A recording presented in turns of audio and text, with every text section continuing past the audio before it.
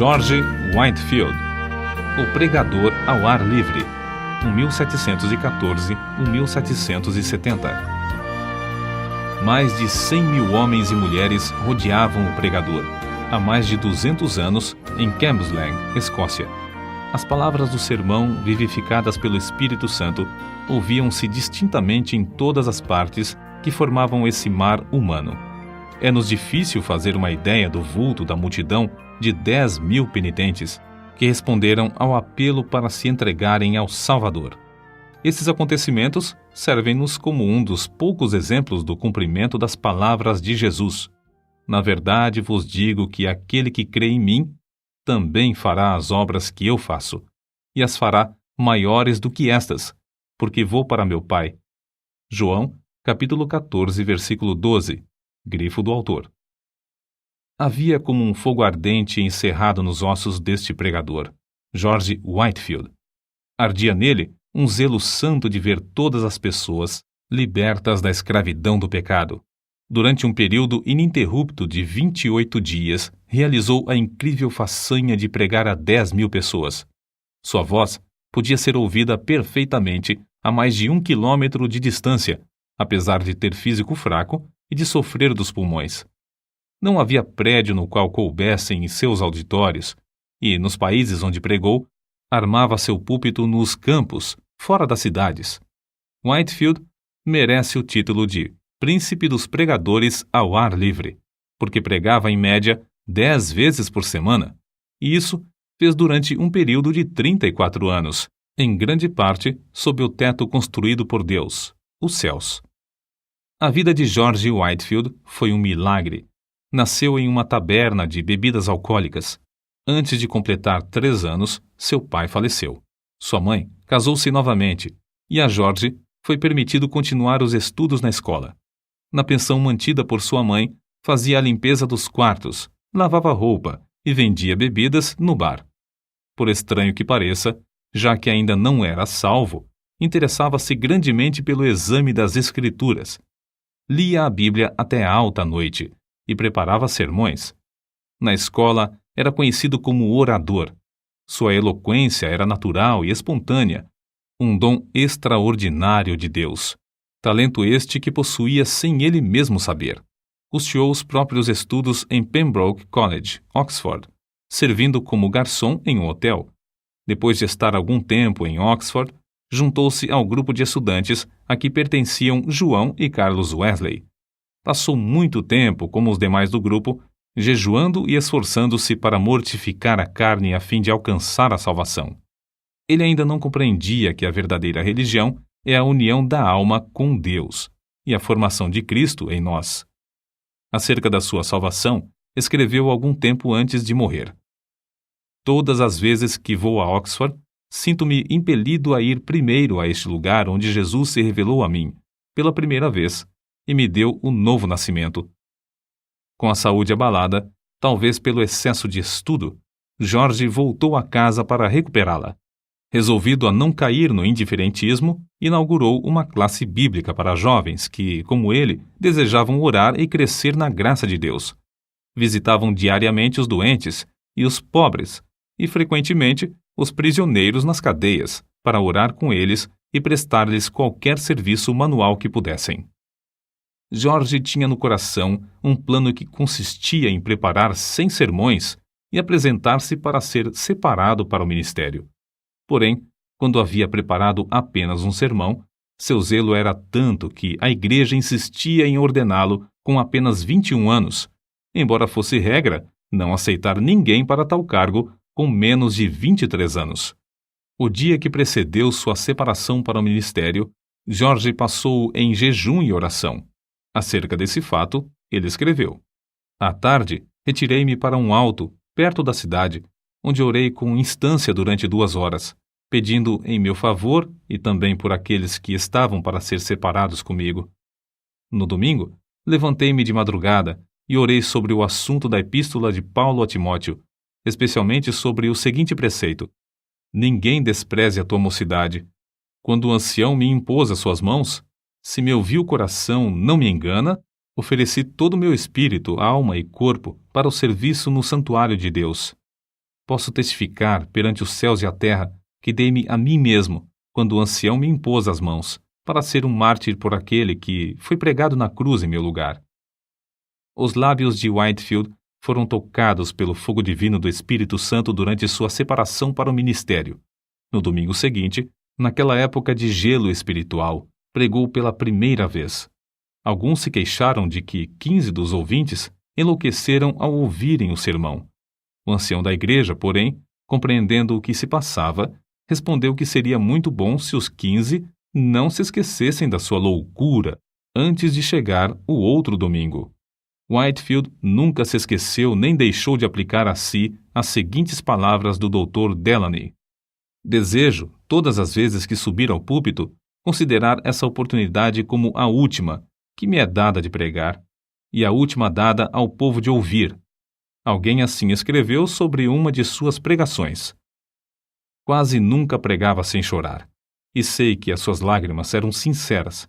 Ouvi-o dizer: vós me censurais porque choro, mas como posso conter-me quando não chorais por vós mesmos, apesar das vossas almas mortais estarem à beira da destruição? Não sabeis se estáis ouvindo o último sermão ou não, ou se jamais tereis outra oportunidade de chegar a Cristo. Chorava às vezes até parecer que estava morto e custava a recuperar as forças. Disse que os corações da maioria dos ouvintes eram derretidos pelo calor intenso de seu espírito, como prata na fornalha do refinador. Quando estudante no colégio de Oxford, seu coração ardia de zelo. Pequenos grupos de alunos se reuniam no seu quarto diariamente, movidos tais quais os discípulos logo depois do derramamento do Espírito Santo no Pentecostes. O Espírito continuou a operar poderosamente nele e por ele durante o resto da sua vida, porque nunca abandonou o costume de buscar a presença de Deus.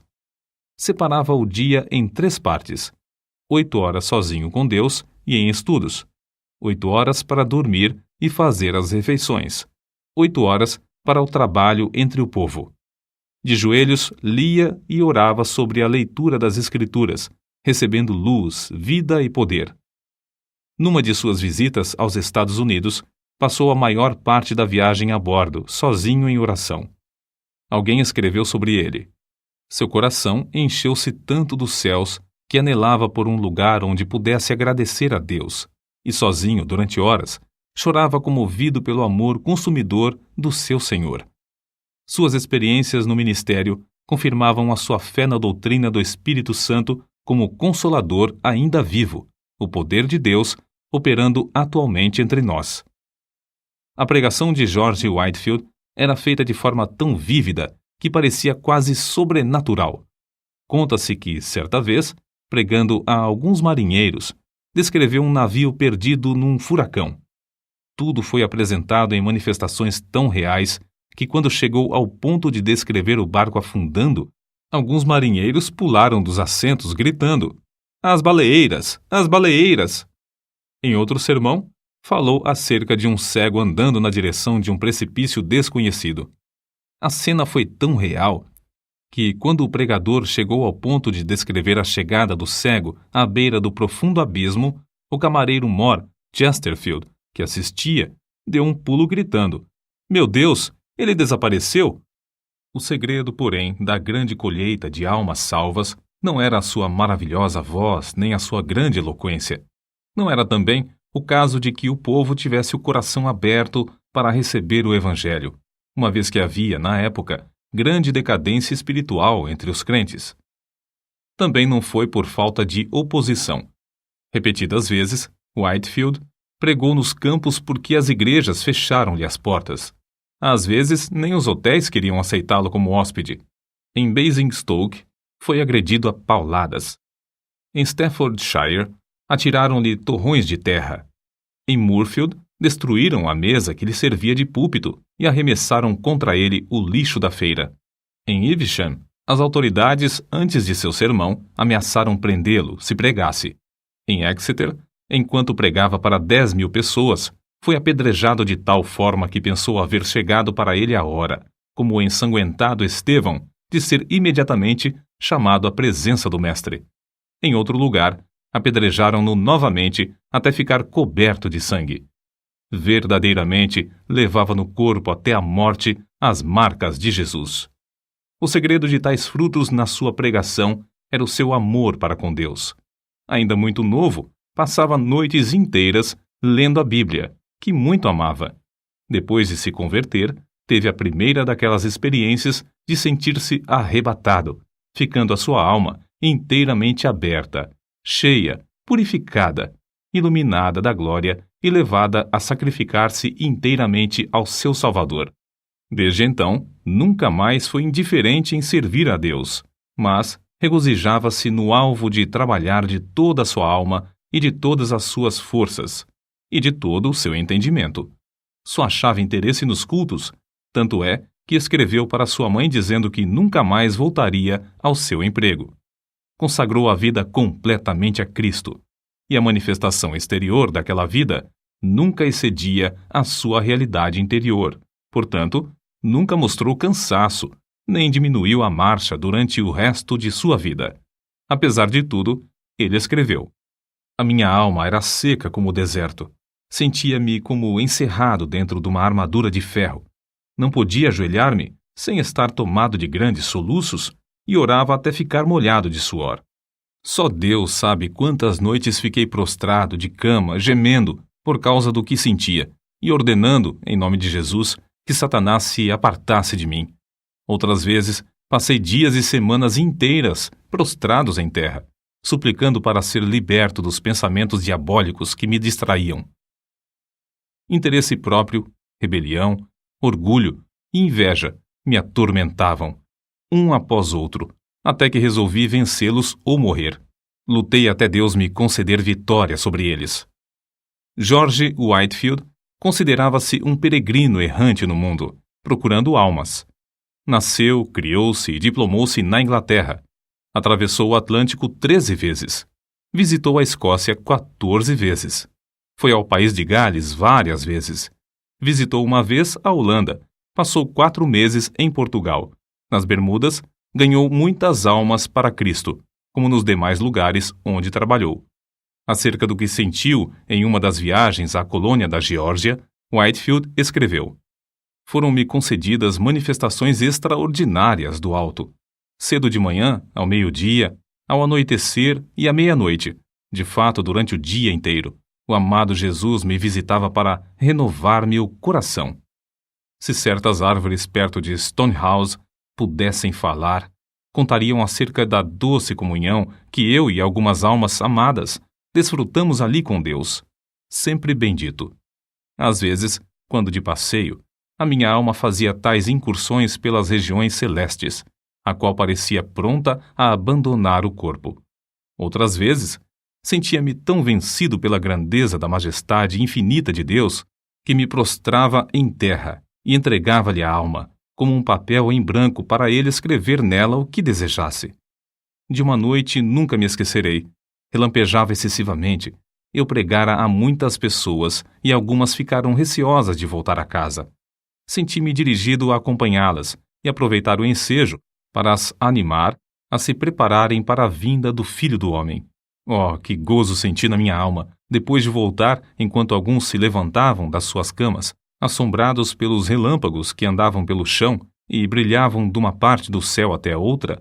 Eu, com mais um irmão, ficamos no campo adorando, orando, exultando ao nosso Deus e desejando a revelação de Jesus dos céus, uma chama de fogo. Como se pode esperar outra coisa a não ser que as multidões a quem Whitefield pregava fossem levadas a buscar a mesma presença? Na sua biografia, há um grande número de exemplos que bem ilustram tal fato. Oh, quantas lágrimas foram derramadas, com forte clamor pelo amor do querido Senhor Jesus. Alguns desmaiavam e, quando recobravam as forças, ouviam e desmaiavam de novo. Outros gritavam como quem sente a ânsia da morte. E depois de findar o último discurso, eu mesmo senti-me tão vencido pelo amor de Deus que quase fiquei sem vida. Contudo, por fim, revivi. E depois de me alimentar um pouco, estava fortalecido bastante para viajar cerca de 30 quilômetros até Nottingham.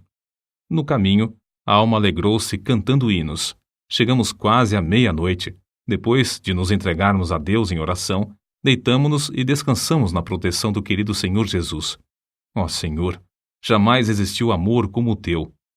No dia seguinte, em Fog's Manor, a concorrência aos cultos foi tão grande como em Nottingham. O povo ficou tão quebrantado que, por todos os lados, vi pessoas banhadas em lágrimas. A palavra era mais cortante que espada de 2 gumes, e os gritos e gemidos alcançavam o coração mais endurecido. Alguns tinham semblantes pálidos como a palidez de morte, outros torciam as mãos, cheios de angústia.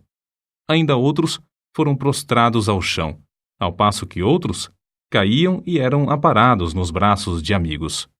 A maior parte do povo levantava os olhos para os céus, clamando e pedindo a misericórdia de Deus. Eu, enquanto os contemplava, só podia pensar em uma coisa: o grande dia. Pareciam pessoas acordadas pela última trombeta, saindo dos seus túmulos para o juízo. O poder da presença divina nos acompanhou até Basking Ridge, onde os arrependidos choravam e os salvos oravam lado a lado. O indiferentismo de muitos transformou-se em assombro, e o assombro, depois, em grande alegria. Alcançou indivíduos das mais diversas classes, idades e tipos de conduta. A embriaguez foi abandonada por aqueles que eram dominados por esse vício. Os que haviam praticado qualquer ato de injustiça foram tomados de remorso. Os que tinham furtado foram constrangidos a fazer restituição. Os vingativos pediram perdão. Os pastores ficaram ligados ao seu povo por um vínculo mais forte de compaixão. O culto familiar foi iniciado nos lares. Os homens foram levados a estudar a palavra de Deus e a ter comunhão com o Pai nos céus. Mas não foram somente nos países populosos que o povo afluiu para ouvi-lo. Nos Estados Unidos, quando eram ainda um país novo, ajuntaram-se grandes multidões dos que moravam longe uns dos outros nas florestas. O famoso Benjamin Franklin, no seu jornal, assim noticiou essas reuniões. Quinta-feira, o reverendo Whitefield partiu de nossa cidade acompanhado de 150 pessoas a cavalo, com destino a Chester, onde pregou a 7.000 ouvintes, mais ou menos. Sexta-feira, pregou 2 vezes em Williamstown, a quase 5.000. No sábado, em Newcastle, pregou a cerca de 2.500. E na tarde do mesmo dia, em Christiana Bridge, pregou a quase 3.000. No domingo, em White Clay Creek, pregou 2 vezes, descansando uma meia hora entre os sermões, a 8.000 pessoas, das quais cerca de 3.000 tinha vindo a cavalo.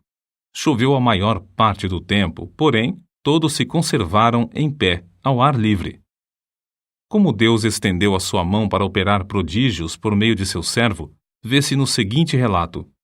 Num estrado perante a multidão, depois de alguns momentos de oração em silêncio, Whitefield anunciou de maneira solene o texto.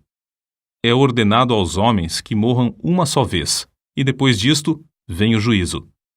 Depois de curto silêncio, ouviu-se um grito de horror, vindo de um lugar entre a multidão. Um pregador presente foi até o local da ocorrência para saber o que tinha acontecido. Logo voltou e disse: Irmão Whitefield, estamos entre os mortos e os que estão morrendo. Uma alma imortal foi chamada à eternidade. O anjo da destruição está passando sobre o auditório. Clame em alta voz e não cesse. Então, foi anunciado ao povo que um dentre a multidão havia morrido. Whitefield leu a segunda vez o mesmo texto. É ordenado aos homens que morram uma só vez. Do local onde a senhora Huntington estava em pé, veio outro grito agudo. De novo, um tremor de horror. Passou por toda a multidão quando anunciaram que outra pessoa havia morrido. Whitefield, porém, em vez de ficar tomado de pânico, como os demais, suplicou graça ao ajudador invisível e começou, com eloquência tremenda, a prevenir os impenitentes do perigo. Não devemos concluir, contudo, que ele era ou sempre solene ou sempre veemente. Nunca houve quem experimentasse mais formas de pregar do que ele. Apesar de sua grande obra, não se pode acusar Whitefield de procurar fama ou riquezas terrestres. Sentia fome e sede da simplicidade e sinceridade divinas. Dominava todos os seus interesses e os transformava para a glória do reino do seu Senhor. Não ajuntou ao redor de si os seus convertidos para formar outra denominação, como alguns esperavam. Não, apenas dava todo o seu ser, mas queria mais línguas, mais corpos, mais almas a usar para o Senhor Jesus. A maior parte de suas viagens à América do Norte foram feitas em prol do orfanato que fundara na colônia da Geórgia. Vivia na pobreza e esforçava-se para granjear o necessário para o orfanato. Amava os órfãos ternamente, escrevendo-lhes cartas e dirigindo-se a cada um pelo nome. Para muitas dessas crianças, ele era o único pai, o único meio de elas terem o sustento. Fez uma grande parte da sua obra evangelística entre os órfãos e quase todos permaneceram crentes fiéis, sendo que um bom número deles tornaram-se ministros do Evangelho. Whitefield não era de físico robusto. Desde a mocidade, sofria quase constantemente, anelando, muitas vezes, partir e estar com Cristo. A maior parte dos pregadores acha impossível ministrar quando estão enfermos como ele. Assim foi que, aos 65 anos de idade, durante sua 7ª viagem à América do Norte, findou a sua carreira na Terra, uma vida escondida com Cristo em Deus e derramada num sacrifício de amor pelos homens. No dia anterior ao seu falecimento, teve de esforçar-se para ficar em pé. Porém, ao levantar-se em Exeter, perante um auditório demasiado grande para caber em qualquer prédio, o poder de Deus veio sobre ele. Whitefield pregou como de costume durante 2 horas. Um dos que lhe assistiram disse que seu rosto brilhava como o sol. O fogo aceso no seu coração, no dia da oração e do jejum, quando da sua separação para o ministério, ardeu até dentro dos seus ossos e nunca se apagou. Jeremias, capítulo 20, versículo 9. Certo homem eminente dissera a Whitefield: "Não espero que Deus chame o irmão breve para o lar eterno, mas, quando isso acontecer, regozijar-me-ei ao ouvir o seu testemunho." O pregador respondeu: "Então ficará desapontado, morrerei calado. A vontade de Deus é dar-me tantos ensejos para testificar dele durante minha vida, que não me serão dados outros na hora da morte." E sua morte ocorreu como predissera. Depois do sermão, em Exeter, foi a Newburyport para passar a noite na casa do pastor. Ao subir para o quarto de dormir, virou-se na escada e, com a vela na mão, proferiu uma curta mensagem aos amigos que ali estavam e insistiam em que pregasse. Às 2 horas da madrugada, acordou. Faltava-lhe o fôlego. Pronunciou para o seu companheiro as suas últimas palavras na terra: "Estou morrendo." No seu enterro, os sinos das igrejas de Newburyport dobraram e as bandeiras ficaram a meia haste. Ministros de toda a parte vieram assistir aos funerais. Milhares de pessoas não conseguiram chegar perto da porta da igreja por causa da imensa multidão. Conforme seu pedido, foi enterrado sob o púlpito da igreja.